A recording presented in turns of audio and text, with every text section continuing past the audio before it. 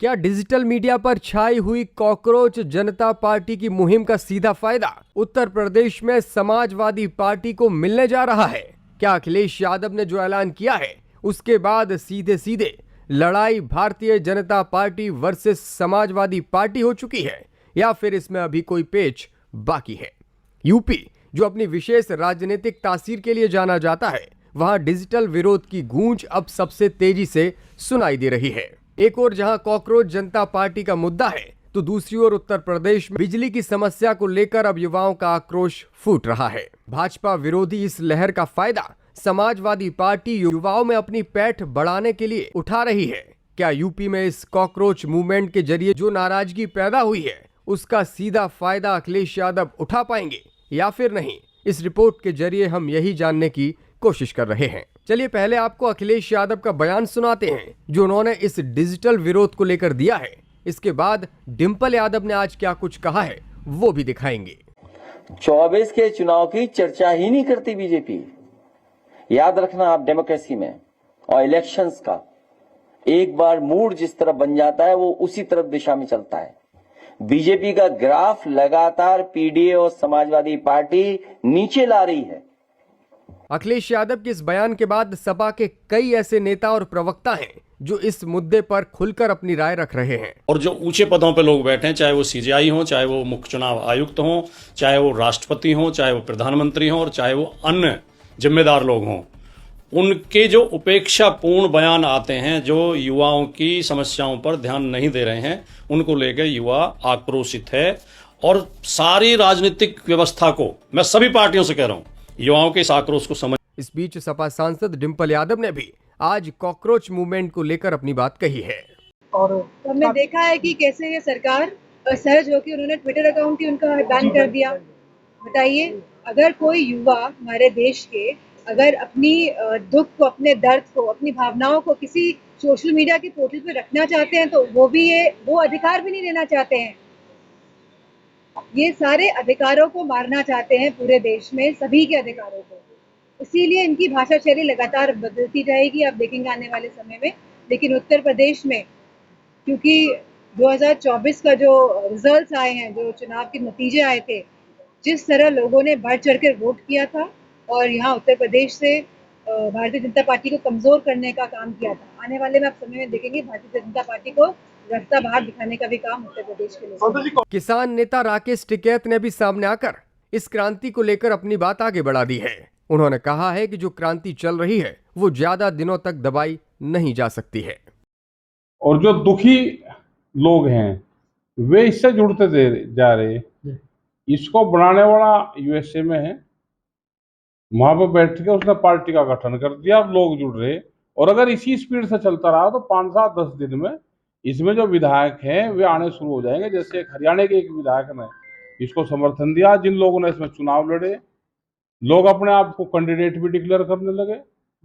तो ऐसे ही तूफान खड़ा हो जा भाई, अपनी गलती मान ले। जिसने भी अगर किसी के बारे में कहा तो गलती मान लो, सॉरी फील कर लो, तो कुछ युवा शांत हो सके। महंगाई के मुद्दे पर पहले से ही समाजवादी पार्टी सड़कों पर है। अखिलेश यादव ने आज बीजेपी 3C इन्फ्लेमेशन, मतलब भाजपाई कमीशन, करप्शन, कोविड, महंगाई के कारण आम जनता को जिस तरह से महंगाई की डोज मिल रही है उस पर अपनी बात रखी है। अखिलेश यादव ने सोशल मीडिया पर लिखा कि जो भाजपा समर्थक कहते हैं कि महंगाई कितनी भी हो जाए फिर भी बीजेपी को ही वोट देंगे, उन्हें ये महंगाई मुबारक हो। भाजपा अपने ऐसे समर्थकों का सदस्यता कार्ड देखकर केवल उनको ही महंगा पेट्रोल, डीजल, तेल और परिवहन लागत बढ़ने से बड़ी अन्य चीजों की ऊंची कीमत पर सारा सामान बेचे और बाकी जनता पर कृपा करे, गरीबों को बख्श दे। इसके साथ ही अखिलेश यादव ने इस वीडियो को भी चस्पा किया है। जो सरकार निकम्मी है, वो सरकार बदलनी है। रोजी रोटी दे न सके जो सरकार निकम्मी है, जो सरकार निकम्मी है, वो सरकार बदलनी है। रोजी रोटी दे न सके जो सरकार निकम्मी है। यूपी में इस वक्त विपक्ष की राजनीति सिर्फ समाजवादी पार्टी ही कर रही है। अखिलेश यादव लगातार युवाओं के मुद्दों, खासकर प्रतियोगी परीक्षाओं के पेपर लीक और बेरोजगारी को लेकर सरकार को घेरते आए हैं। कॉकरोच जनता पार्टी जिन मुद्दों यानी कि पेपर लीक, युवाओं को रोजगार और भर्ती प्रक्रियाओं में पारदर्शिता को मीम्स और रील्स के जरिए उठा रही है, सपा का जमीनी एजेंडा भी वही है। यही वजह है कि उत्तर प्रदेश में कॉकरोच आंदोलन का फायदा समाजवादी पार्टी को मिल सकता है। जब भी युवाओं में मौजूद व्यवस्था के खिलाफ एंटी सिस्टम का गुस्सा पनपता है तो इसका सीधा लाभ विपक्षी दल को मिलने की संभावना बनती है। सपा इस गुस्से को भुनाकर खुद को अब युवाओं के एकमात्र रक्षक के तौर पर पेश कर रही है और सड़कों पर युवाओं को आगे बढ़ने का मौका भी दे रही है। समाजवादी पार्टी का युवा जोश लगातार प्रशासन के खिलाफ आंदोलनरत दिखाई दे रहा है।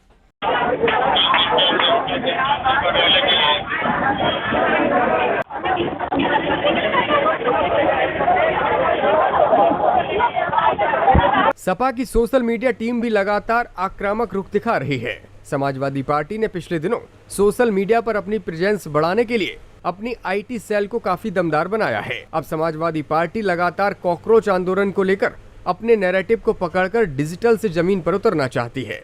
अगर ऐसा समाजवादी पार्टी करने में सफल होती है तो एक तैयार और बरकरार युवा वोट बैंक पार्टी को मिल सकता है। मीडिया से बातचीत करते हुए अखिलेश यादव ने कहा है कि समाजवादी पार्टी और पीडीए का ग्राफ लगातार बढ़ रहा है। बीजेपी का ग्राफ नीचे जा रहा है, जो एक बार नीचे जाता वो फिर रुकता नहीं है। लगातार समाजवादी पार्टी और पीडीए के साथी मिलकर के बीजेपी का ग्राफ नीचे ला रहे हैं और 24 में देखो उनका ग्राफ कितना पहुंच गया नीचे। और समाजवादी पार्टी के साथियों का और पीडीए के लोगों का लगातार ग्राफ ऊपर बढ़ता चला जा रहा है, उसकी चर्चा नहीं कर रहे हैं वो लोग।